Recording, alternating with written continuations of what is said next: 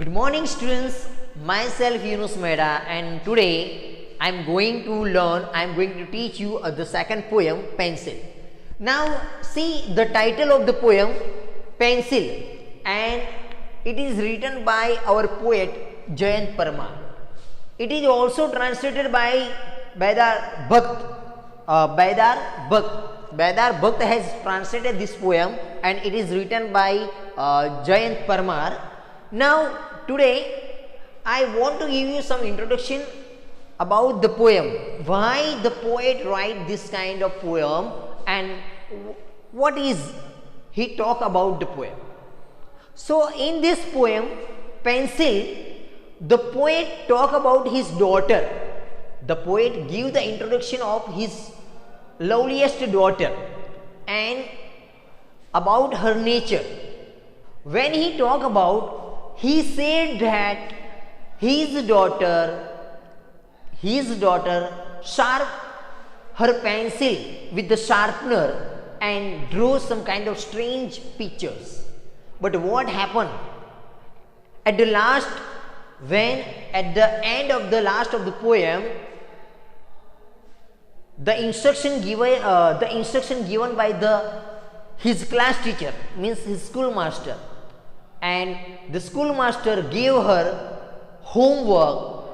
With the anger, the daughter broke the tip of the pencil, and what happened the next we see in this poem. વિદ્યાર્થી મિત્રો, અહીંયા કહેવાનો મતલબ એ છે કે આપણી જે સેકન્ડ પોયમ જે છે પેન્સિલ, એ જયંત પરમાર દ્વારા લખાયેલી છે. તેનું ટ્રાન્સલેશન બેદાર ભક્ત દ્વારા કરાયેલું છે. આ કવિતાની અંદર કવિએ પોતાની છોકરીનું અહીંયા સુંદર વર્ણન કરેલું છે. એન્ડ કવિ કહે છે કે પોતાની જે પેન્સિલ જે ખરી એ પેન્સિલથી પોતાની પેન્સિલની જે અણીદાર ધાર કાઢે છે સંચા વડે, અને પછી એ જાત જાતના વિચિત્ર ચિત્ર દોરતી હોય છે. એ પોતે ચિત્ર, she was busy in drawing the strange picture. એ અલગ અલગ ચિત્રો દોરવામાં, વિચિત્ર ચિત્રો દોરવામાં એ મશગુલ હોય છે. But what happen at the last the school master, જ્યારે એના શિક્ષકે, એના ક્લાસ શિક્ષકે એને અંતમાં હી ગીવ હર હોમવર્ક, જ્યારે એને હોમવર્ક આપવામાં આવે છે, જ્યારે એને ગૃહ કાર્ય આપવામાં આવે છે, સો ધ ગર્લ્સ બીકમ એંગ્રી, અને પેલી છોકરી જે ખરી એ ગુસ્સે થઈ જાય છે. And with the anger he brokes her pencil strip, અને એ પેલા પેન્સિલની અણી એ ગુસ્સામાં તોડી નાખે છે. અને અહીંયા આગળ શું થાય છે પછી એની આગળ આપણને ચર્ચા કરવામાં આવી છે. So now I request you all of you to open your text book and open the second poem, The Pencil. I will translate the poem in Gujarati and I explain the line by line this poem. I explain the poem, you have to listen it carefully. Before we start the poem, we see the glossary. In our glossary there are only 2 or 3 words only, glasses, patch and extinguish. But I have written all other words also. Listen, glasses means what? ચશ્મા means spectacles, જે આપણે પહેરીએ છીએ તે. Patch એટલે ઠીંગડું મારું. Something, anything is puncture, so we patch it. For example, cycle's tube or bike tubes, etc. Then third, extinguish means what? When the candle is lighted by the matchstick and without oxygen, the lack of the oxygen, it is extinguish means બુઝાઈ જવું. જ્યારે મીણબત્તી હોય, દીવો હોય, કાં તો કોઈ flame સળગતી હોય, એને આપણે ઉલવી નાખીએ છીએ, એને આપણે કહીએ છીએ એક્સટિંગ્વિશ. Means chariot, another word is chariot. Chariot means what? રથ, જેને આપણે આગળ કવિતામાં એક શબ્દ છે કે ફાયર ચેરિયટ, અગ્નિનો રથ. દેન લિસન, શાર્પનર મીન્સ સંચો કહીએ છીએ આપણે. દેન કન્વર્સેશન મીન્સ વાતચીત. When we કન્વર્સ our conversation with our friends also, our teachers also, when we try to communicate with the people with the help of the conversation, it is called the conversation. Then see, one-eyed means what? Ek aankh wado. Okay, here in this poem the poet used the sun as a one-eyed sun, ek aankh wado suraj. Strange means what? Vichitra. Strange means વિચિત્ર અથવા stranger, જેને આપણે કહીએ છીએ અંજાન, આપણાથી આપણે બેખબર હોય, આપણે અંજાન હોઈએ તેનાથી, મીન્સ સ્ટ્રેન્જ એટલે કે વિચિત્ર. દેન સ્મોક મીન્સ વોટ? ધુમાડો કહીએ છીએ. મિસ્ટ એટલે ધુમાડો કહીએ છીએ, ધુમ્મસ કહીએ છીએ, ગેસિસ ફોર્મમાં છે, એટલે અહીંયા કે સ્મોક એટલે ધુમાડો એવું આપ્યું છે. ક્લાઉડ મીન્સ વાદળ. Okay, there are many black clouds on the in the sky. There are many black clouds in the sky. આપણે એના માટે પણ ક્લાઉડ એટલે આપણે વાદળ શબ્દ વાપરી શકીએ છીએ.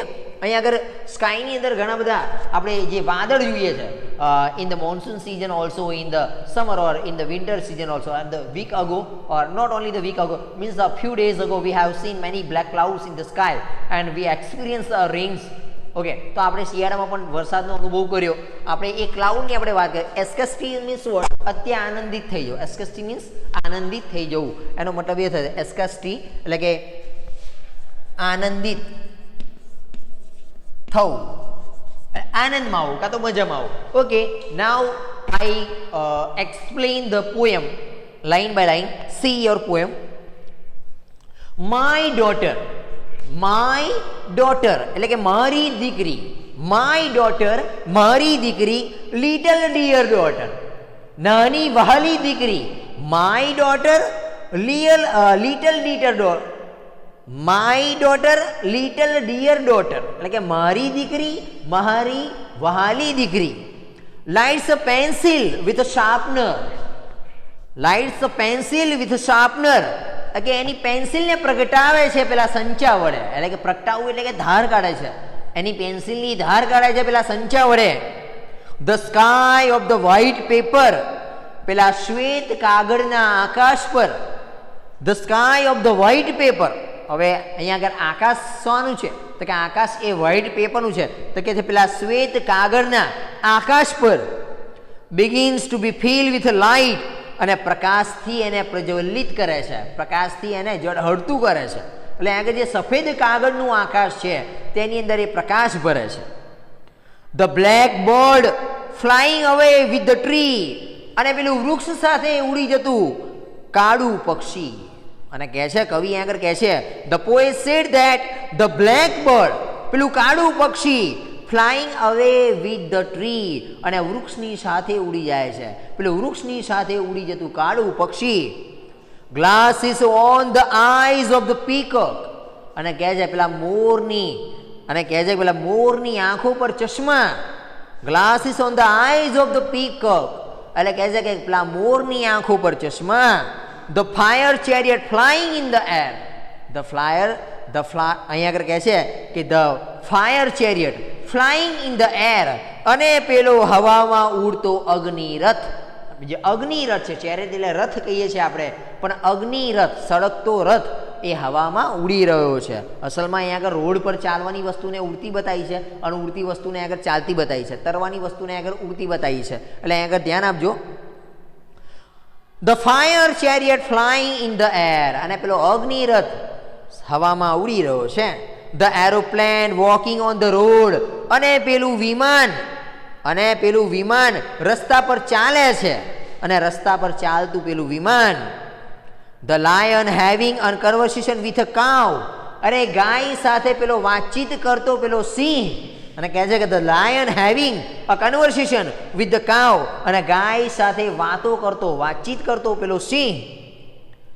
અ one eyed sun on the black tree અને પેલો કાળા વૃક્ષ પર એક આંખવાળો સૂર્ય. A one eyed sun on the black tree અને કહે છે કે કાળા વૃક્ષ પર એક આંખવાળો સૂર્ય. With a patch of cloud over it. With a patch of cloud over it તેની ઉપર વાદળનો ધબ્બો. વાદળના ધબ્બા એટલે કે સૂર્યની ઉપર વાદળના ઠીંગડા મારેલા હોય તે રીતના. With a patch of cloud over it અને તેની ઉપર વાદળનો એક ધબ્બો. The blue fish flying on the forehead of the cloud અને કહે છે કે પેલી ભૂરી માછલી અને પેલી વાદળના કપાળ પર ઉડતી પેલી ભૂરી માછલી. The yellow butterfly swimming in the waterfall અને પેલા ધોધમાં રમતું પેલું પીળું પતંગિયું. અને કહે છે કે the yellow butterfly swimming in the waterfall અને પેલા ધોધમાં રમતું એક પીળું પતંગિયું. માય ડાર્લિંગ ડોટર અને મારી વહાલી દીકરી. માય ડાર્લિંગ ડોટર મારી વહાલી દીકરી. ઇન હર એસ્કેસ્ટી તેના અત્ય આનંદમાં in busy drawing strange picture અને પેલા વિચિત્ર ચિત્રો દોરવામાં મશગુલ છે, વ્યસ્ત છે. In busy drawing strange pictures, અને વિચિત્ર ચિત્રો દોરવામાં તે મશગુલ છે. But when the school master, પણ જ્યારે તેનો શિક્ષક, જ્યારે તેના શાળાનો શિક્ષક gives her homework, તેને ગૃહ કાર્ય આપે છે, તેને લેશન આપે છે. breaks my darling doll, ત્યારે મારી વહાલી ઢીંગલી, my darling doll, મારી વહાલી ઢીંગલી breaks the tips of the pencil, તે પેન્સિલની અણી તોડી નાખે છે. breaks the tips of the pencil, પેન્સિલની અણી તોડી નાખે છે. in anger, ગુસ્સામાં. and the candle of the pencil, અને જે પેન્સિલની જે મીણબત્તી છે is extinguished, તે બુઝાઈ જાય છે. only the smoke remains, માત્ર ધુમાડો રહી જાય છે. on the sky of the white paper, પેલા શ્વેત કાગળના આકાશમાં માત્ર ને માત્ર ફક્ત ધુમાડો રહી જાય છે. સી અગેન, વિદ્યાર્થી મિત્રો બીજી વખત જોજો, ધ્યાન આપજો. માય ડોટર, એટલે કે મારી વાલી દીકરી. લિટલ ડિયર ડોટર, મારી વહાલી, મારી નાની વહાલી દીકરી. Lights a pencil with a sharpener, કે પેન્સિલને પ્રગટાવે છે પેલા સંચા વડે, એટલે કે સંચા વડે તેની ધાર કાઢે છે. The sky of the white paper, પેલા શ્વેત કાગળના આકાશમાં. Begins to be fill with light, અને શરૂઆત કરે છે કાગળમાં પ્રકાશ ભરવાની. The black bird flying away with the tree, અને પેલું કાળું પક્ષી વૃક્ષ સાથે ઉડી જાય છે. The black bird flying away with the tree, વૃક્ષ સાથે ઉડી જતું પેલું કાળું પક્ષી. Glasses on the eyes of the peacock, અને મોરની આંખો પર પેલા ચશ્મા. The fire chariot flying in the air, અગ્નિ રથ હવામાં તરી રહ્યો છે. The aeroplane walking on the road, વિમાન રસ્તામાં ચાલે છે. The lion having conversation with the cow, ગાય સાથે વાતો કરતો પેલો સિંહ. A one eyed sun on the black tree, અને કાળા વૃક્ષ પર પેલી એક આંખ વાળો સૂર્ય. With a patch of cloud over it, અને તેની ઉપર વાદળનો એક ધબ્બો. The yellow butterfly, a blue fish flying on the forehead of the cloud, અને વાદળના લલાટ પર પેલી તરતી માછલી. The yellow butterfly swimming in the water floor, અને પાણીના ધોધમાં તરતું પેલું પીળું પતંગિયું. માય ડાર્લિંગ ડોટર, મારી વહાલી જે દીકરી જે છે. ઇન હર એસ્કસ્ટી, જે એના અત્ય આનંદમાં. In busy drawing strange picture, પેલા વિચિત્ર ચિત્રો દોરવામાં વ્યસ્ત છે. But when the school master, પણ જ્યારે તેના શાળાના શિક્ષકે gives her homework, જ્યારે તેને લેસન આપે છે. માય ડાર્લિંગ ડોલ, મારી વહાલી ઢીંગલી. breaks the tips of the pencil, પેન્સિલની અણી તોડી નાખે છે. in anger, એના ગુસ્સામાં. and the candle of the pencil is extinguished, અને જે પેન્સિલની જે મીણબત્તી જે છે તે ઓલવાઈ જાય છે. only the sky, only the smoke remains, માત્ર ધુમાડો રહી જાય છે. on the sky of the white paper, પેલા શ્વેત કાગળના આકાશમાં, પેલા શ્વેત કાગળના આકાશમાં માત્ર ધુમાડો રહી જાય છે. તો વિદ્યાર્થી મિત્રો, આ કાવ્યનો આપણે જ્યારે ટૂંકમાં પરિચય લીધો તો અહીંયા આગળ કાવ્યમાં કવિ જે જયંત પરમાર જે ખરા તેમને પોતાની પુત્રીનું, એટલે કે પોતાની દીકરીનું આગળ સુંદર વર્ણન કર્યું છે. અને જ્યારે પોતાની દીકરી સંચા વડે પેન્સિલને જ્યારે પ્રગટાવે છે, અણી કાઢે છે, ધાર કાઢે છે, અને તેના ચિત્ર, જે વિચિત્ર ચિત્ર દોરવામાં તે મશગુલ હોય છે, પણ જ્યારે શાળાના શિક્ષક તેને લેસન આપે છે, ગૃહ કાર્ય આપે છે, ત્યારે ગુસ્સામાં આવીને એમની દીકરી આગળ પેન્સિલની અણી તોડી નાખે છે. અને એ સફેદ કાગળના આકાશમાં માત્ર પેન્સિલની મીણબત્તી બુઝવાઈ જવાથી, ઓલાઈ જવાથી માત્ર ધુમાડો રહી જાય છે. કવિએ અહીંયા આગળ સુંદર આનું વર્ણન કર્યું છે. તો વિદ્યાર્થી મિત્રો, આ સેકન્ડ પોયમ આપણી જે ખરી પેન્સિલ અહીંયા આગળ ફિનિશ થાય છે. નેક્સ્ટ પછીના અંકમાં આપણે થર્ડ પોયમ આપણે જોઈશું.